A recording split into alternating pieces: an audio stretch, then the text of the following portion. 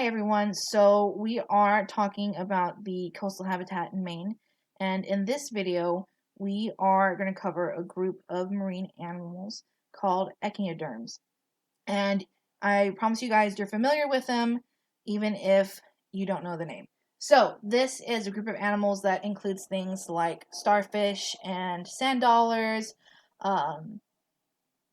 sea cucumbers is another one, and so some of I want to show you this here. We'll start with this. We have some sand dollars. I want to show you guys this because all the animals in this group have what we call radial symmetry, right? So, and we were talking about bivalves and bilateral symmetry in the first video, right? And bilateral symmetry was when you could draw a line and almost cut the animal in two. So think of like a scallop shell, where the top shell and the bottom shell are symmetrical. So this one has radial symmetry, which means there's a point, right? And you could draw a radius around it. So in the case of this group, you could draw, they have 5-point radial symmetry. So you could divide this into 5 symmetric parts. So that's one of the key characteristics of this group. Another really cool thing that most members of this group display is they are very good at regeneration. And we'll talk about that in just a second. So, the one y'all might be most familiar with are sea stars, right? Or starfish, although they're definitely not fish.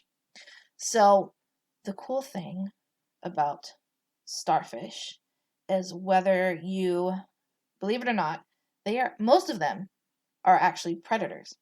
So, underneath the starfish, I'll put this up close so y'all can see, they have all these little feet, little tubular feet that they use to not just for locomotion, but they're also pretty touch sensitive, so they can go along the bottom of the ocean or the water and kind of feel along and feel for food. And they prey a lot on mollusks, so think clams and scallops and oysters and things like that. And these little tubular feet will actually grab their prey and they kind of suction it in, and then they pry it apart. And starfish, or excuse me, sea stars can actually regurgitate their stomach. So they kind of eat inside out. Basically what they do once they've got their prey pried open is they push their stomach out their mouth and into the shell of that animal. Their stomach starts to digest what's in there outside of their body. And then when it's done digesting, when it's done eating, basically, it pulls their stomach back in. So it gets all of that nutrients and energy from the animal that just digested. So it's a lot of action for something that we think of as slow moving and maybe even peaceful. But starfish are actually pretty ferocious predators. However, their cousins, which we also see pretty often, the sand dollars, feed mostly on microscopic algae. So almost the exact opposite. They'll pretty much eat anything, but they're filter feeders.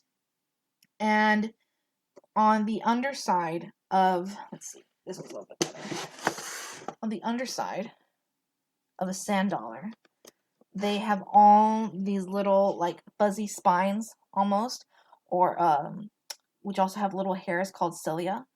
And basically what those do is they help move their food towards their mouth. So their mouth would be in the middle, and they would catch a little like debris of something good to eat, some algae that's floating along the water, and the cilia help move that slowly towards the mouth.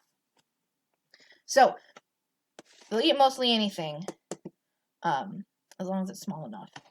The other cool thing, let me show you guys this one again, is these little gaps right here. These are actually pores in the sand dollar.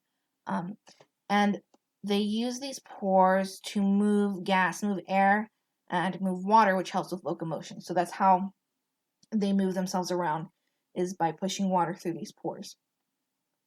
The other cool thing is, so they can stand still or keep themselves weighted down by swallowing sand. So a bigger sand dollar like this would grow a heavier exoskeleton that would keep it, at the bottom.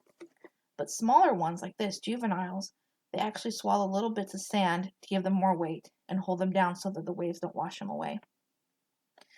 The other thing I wanted to point out is we mostly see sand dollars like this, or we're also used to seeing sea stars like this, but that's not their natural color. So sand dollars are not actually white.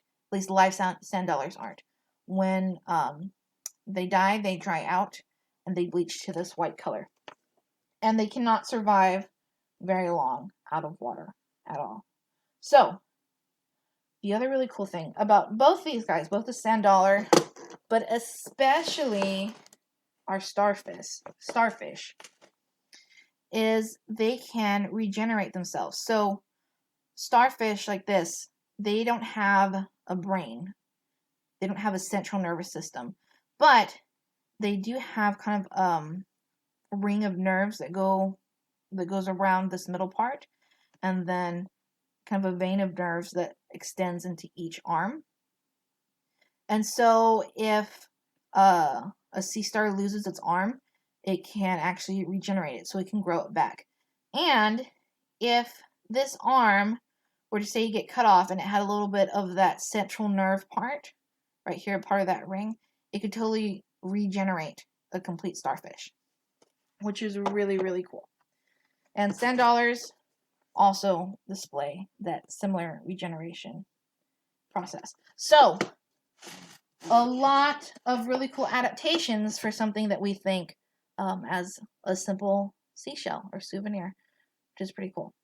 In the next video, and the next one I think will be the last one, we'll talk about sharks and sea turtles and some other really cool coastal animals that we see in Maine.